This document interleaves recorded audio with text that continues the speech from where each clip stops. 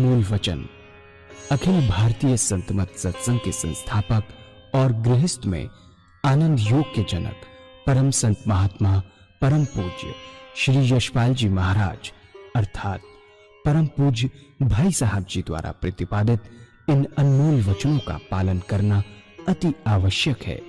ये वचन हमारी गृहस्थ आध्यात्मिक साधना के लिए मूलभूत सिद्धांत हैं, जो इस प्रकार हैं।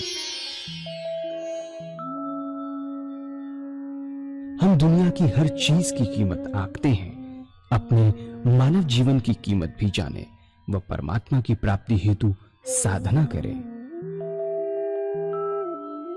मनुष्य योनि एक उपहार है, इसीलिए परमात्मा को धन्यवाद देते हुए आधा घंटा प्रातःकाल, आधा घंटा सायंकाल पूजा अवश्य करें। सत्संग, सतनाम व सद्गुरु को प्राथमिकता देते हुए इसी के आधार पर ध्यान योगाभ्यास अवश्य करें व गृहस्थ के कार्यों को परमात्मा का कार्य समझकर उसी की याद में संपन्न करें। हर समय ये ध्यान रहे कि गुरु कृपा द्वारा परमात्मा की पवित्र सत्ता का हमारी आत्मा में वास है, अतः मन में निरंतर अपने इष्ट देव का जाप करें। मान सम्मान की इच्छा ना करें व अपमान से दुखी ना हो। परमात्मा के अतिरिक्त किसी और का भय ना करें। दूसरों की बुराई न करें, न सुने, सत्य व मधुर बोलें, अश्लील शब्द मुंह से ना निकालें, सभी से नम्रतापूर्ण व सुंदर व्यवहार करें। धर्म पत्नी के अतिरिक्त अपने से बड़ी से माता जैसा, बराबर की से बहन जैसा व छोटी से पुत्री जैसा व्यवहार करें। सांसारिक जीवन यापन की आवश्यकताएं अंतहीन है, इसलिए अधिक से अधिक समय सत्संग में व धन परोपकार में खर्च करें। याद रखें, न स्त्री माया है, न धन दौलत, न ही परिवार। माया वह है जो हृदय को परमात्मा से दूर हटा दे। अतः निरंतर सत्संग और सद्गुरु की शरण में रहने का प्रयास करें। भोजन अपने इष्ट को अर्पण कर प्रसाद रूप में परमात्मा की याद में करें। रात्रि में सोने से पहले अच्छे बुरे कार्यों का आत्मनिरीक्षण कर उसका समुचित पश्चाताप करते हुए ध्यान करें व प्रभु की गहरी याद में ही विश्राम करें। परमात्मा तू ही है, तेरी इच्छा पूर्ण हो।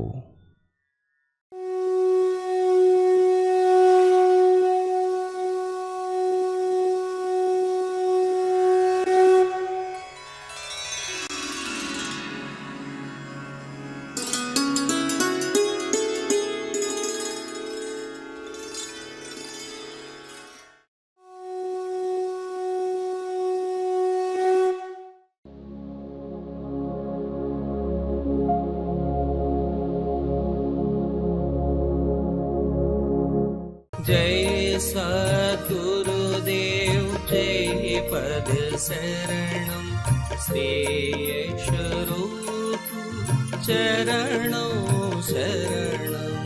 जय सद्गुरुदेव जय पद शरणम श्री स्वरूप चरणों। पूज्य माता और बंधुओं, हमारा जो रास्ता है वो ध्यान योग आनंद योग का रास्ता है। आनंद योग, ध्यान योग। ध्यान और जो पूजा होती है वो 3 तरीके से की जाती है।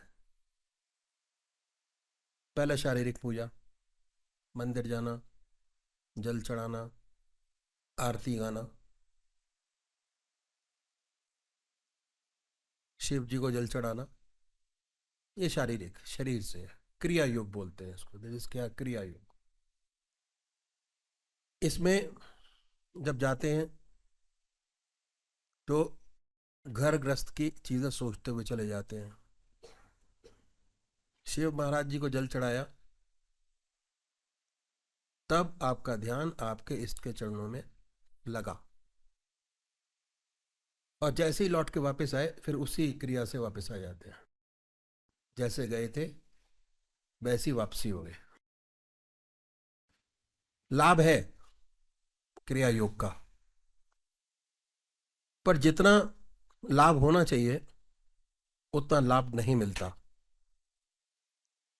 दरअसल में पूजा का जो मकसद है, अगर गौर से सोचा जाए, वो है चित्त की एकाग्रता प्राप्त करना, कंसंट्रेशन ऑफ माइंड, आनंद आना। और वो कब होगा? जब क्रिया योग से थोड़ा आगे बढ़ेंगे। दूसरा जो तरीका है पूजा करने का, वो है मानसिक पूजा, मन से। शरीर से तो होता ही है, पर उससे ज्यादा हमारा मन अपने इष्ट के चरणों में लगा होता है। उसमें आता है ध्यान योग, आनंद योग, सहज योग। जितने योग हैं वो सारे दूसरी क्रिया में आते हैं, दूसरी पूजा का तरीका। असली आनंद इसी में ही है, दूसरी पूजा में। जो पहली पूजा है वो क्षणिक आनंद देती है। भागवत सुनने गए, बहुत अच्छा लगा, वापिस आए, फिर वैसे के वैसे ही हुआ है। तो जितना इन चीजों से लाभ होना चाहिए, उनकी स्थिति कम रहती है। जो दूसरा तरीका मैंने बताया, मन से, मानसिक, भगवान श्री कृष्ण ने गीता में 4 विशेष बात बतलाई। पहला है आहार की शुद्धि, दूसरा है विहार की शुद्धि, तीसरा अभ्यास, और चौथा वैराग। अभ्यास बहुत जरूरी। आज जो भी है, जैसे भी है, अभ्यास से है। ये हमारे शरीर का एक गुण है कि मन जिस चीज को रिपीटेडली करता है उसकी आदत बना लेता है। अगर सुबह 4 बजे उठने की आदत है तो आपको उठाना नहीं पड़ेगा, अपने आप आपकी नींद 4 बजे खुल जाएगी। जैसे आदत बनाने वाली बात है। और हमारा जो रास्ता है ये गृहस्थियों के लिए भी है, सब के लिए है। मोस्टली हम लोग ये समझते हैं कि 58 साल के बाद पूजा पाठ करेंगे, इस रास्ते में कदम रखेंगे, क्या फायदा पहले करने से? नहीं, 58 साल के बाद कुछ नहीं होता। लोग कहते हैं कि पहले गृहस्थ को संभालें उसके बाद ये काम करें। नहीं, साथ साथ दोनों चीजें चलनी चाहिए। और हमारे संत जितने भी हुए गृहस्थ के अंदर हुए, और बड़ा सुंदर तरीका ध्यान योग का निकाला, जो मैं आपके सामने रखने की कोशिश करूंगा। तो है क्या, पहले समझिए कि हमारी जो नेचर है वो किस तरीके की होती है। एक बार एक डॉक्टर ने प्रश्न किया, ये सब पूजा क्या फायदा, ये तो बेकार लोगों का काम है। और अक्सर जो आईटी के इंजीनियर्स वो यही कहते हैं कि भाई हमारे पास तो समय ही नहीं है, कहाँ से समय निकालें, समय बहुत है, निकालने की जरूरत है।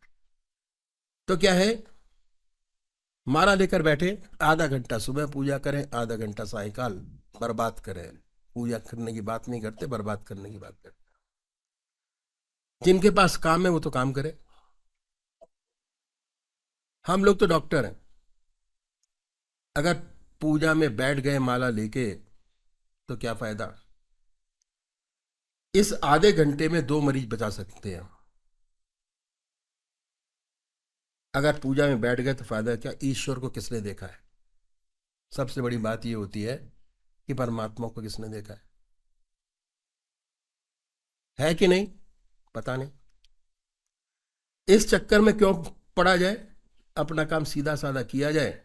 ऐसा प्रश्न डॉक्टर ने किया, इस सेवक ने उससे काउंटर क्वेश्चन किया, ये मैंने सुबह ही बताया था आपको। अब ये था कि आप सोते क्यों है। दूसरा प्रश्न हमने किया, सोते क्यों है आप। उस समय ना खाते ना बात पीते, 24 घंटे काम कीजिए, तिगना कमाइए।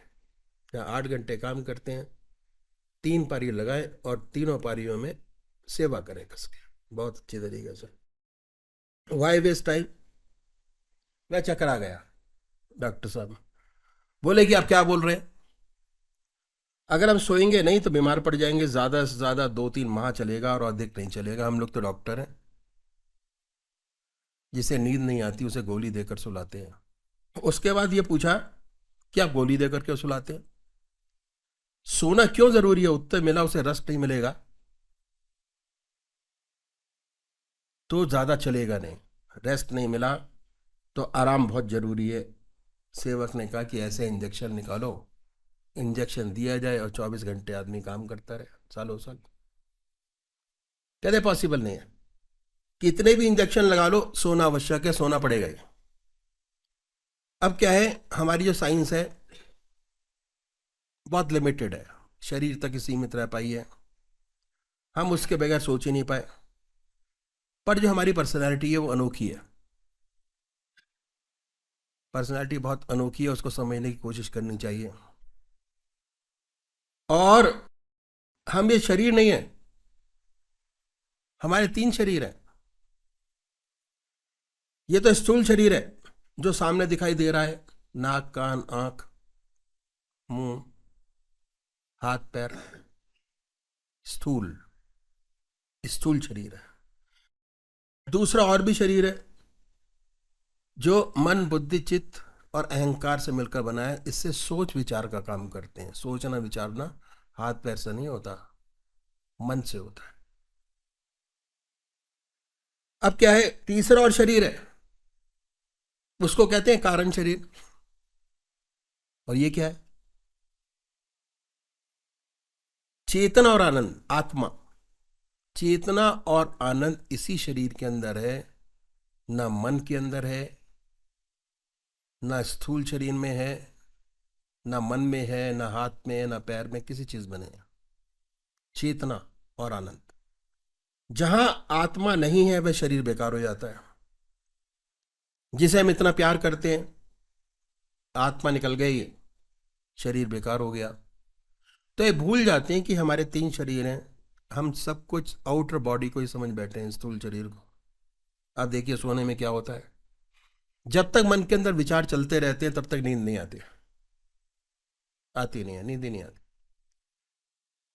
सोने में होता क्या है, जब हम सोते हैं ना आंख देखने का काम करती है, ना सूंघने का काम करती है, ना कान सुनने का काम करते हैं, ना हिलते डुलते हैं, ना हाथ काम करते हैं, ना पैर काम करते हैं। तो आपकी जितनी इंद्रियां हैं वो निष्क्रिय हो गई, उन्होंने अपना अपना काम छोड़ दिया। इसी का नाम रेस्ट है। रेस्ट इसी को कहते हैं। क्रिया रूप से यही होता है, जब ये इंद्रियां निष्क्रिय हो गई तो इनका आधार है मन, ये मन में सिमट जाती हैं और इनको ताकत मिलती है मन से, खाने से नहीं मिलती है ना। क्योंकि खाने के सबके ढंग अलग अलग हैं, किसी को अच्छा मिलता है किसी को नहीं मिलता। मगर सुबह उठता है तो सारे चेतन अवस्था में उठते हैं, चाहे रात को दूध मिला हो या ना मिला हो, घी मिला हो या ना मिला हो। इंजेक्शन से नहीं मिलता, इंद्रिया सिमट गई मन में, और जब सुबह उठे ताजगी महसूस करते हैं, अपने अंदर काम करने की शक्ति है, ताकत है। यदि ना सोएं तो दिन भर जम्बाई लेते रहेंगे, कोई काम नहीं होता। कोई दूसरा पूछता भी है तो कहते भाई रात को नींद प्रॉपर नहीं पड़ी। तो इस शरीर को रेस्ट देना बहुत जरूरी है। ऐसे ही हमारा सूक्ष्म शरीर है जिससे हम सोच विचार का काम करते हैं। सोच विचार सूक्ष्म शरीर से होता है, मन से। इसको भी नींद देना बहुत आवश्यक है। और हमारे ऋषियों ने, महर्षियों ने इस बात को जाना और उन्होंने कहा कि आधा घंटा सुबह और आधा घंटा सायंकाल पूजा करना बहुत आवश्यक है। भगवान की आराधना करो, पूजा करो या करो, परमात्मा की पूजा करोगे तो भगवान में चित्त एकाग्र होगा, चित्त निरोधक अवस्था अपने आप आ जाएगी।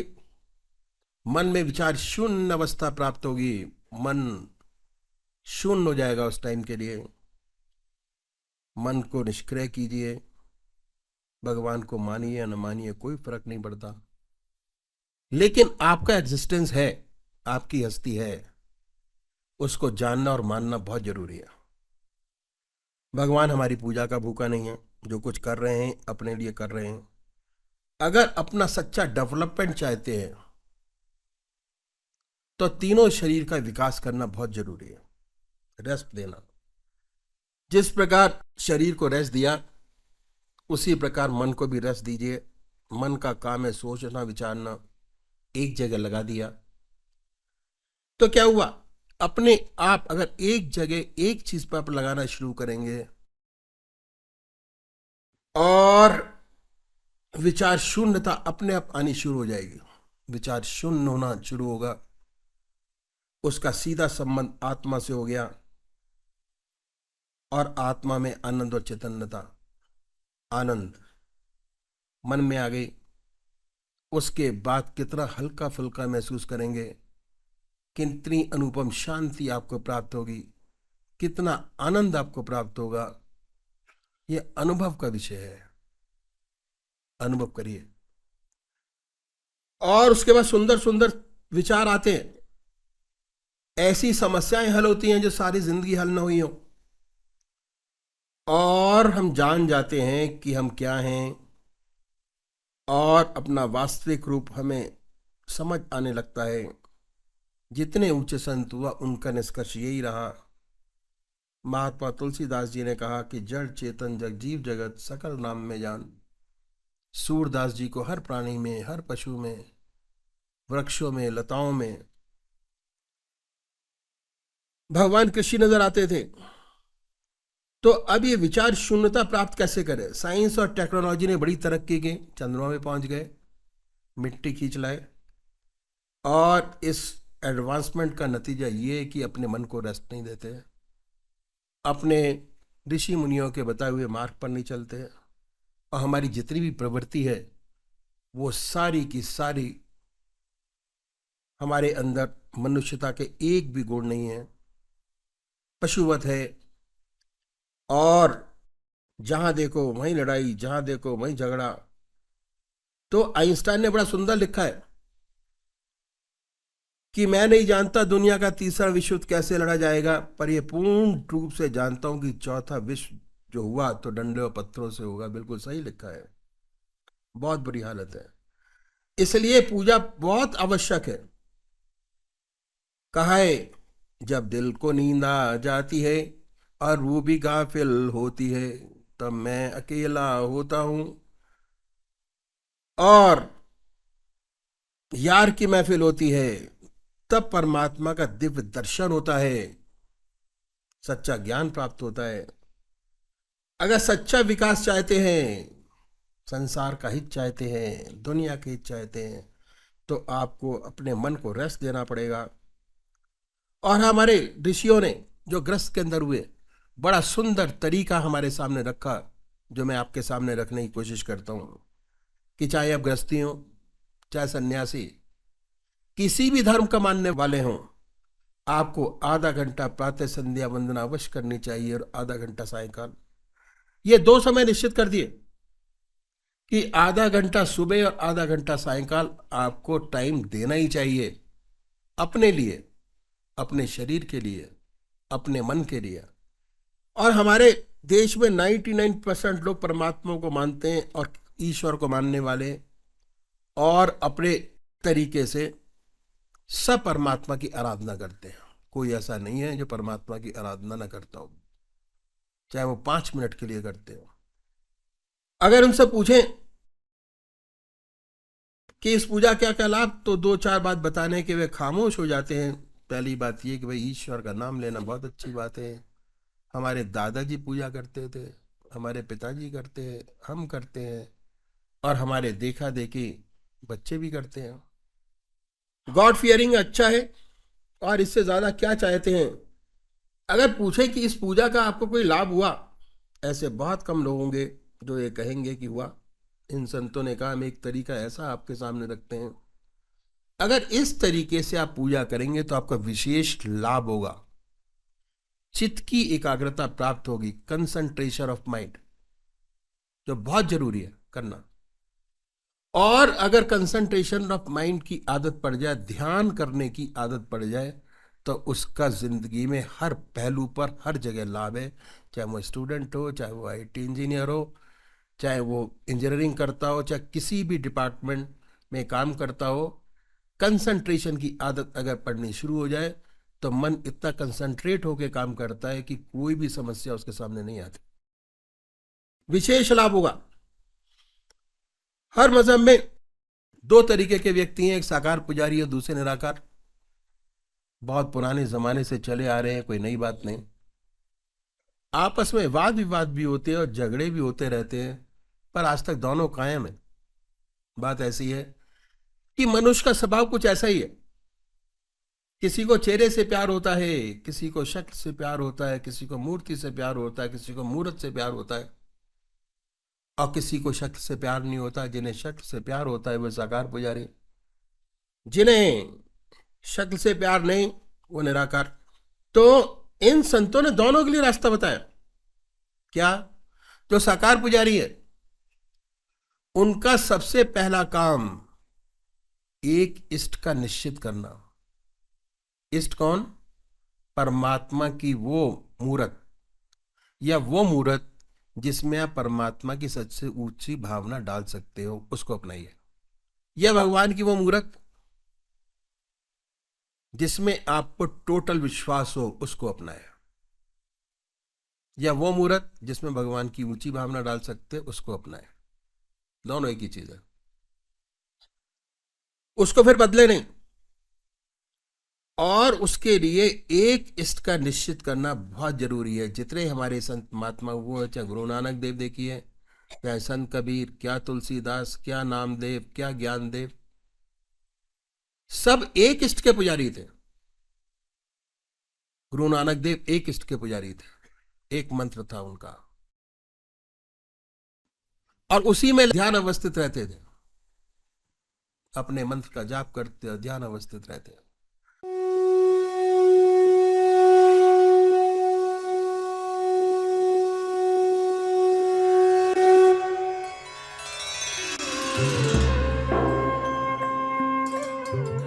ध्यान योग के कार्यक्रम आनंद योग से निशुल्क जुड़ने के लिए संपर्क करें 9810239677।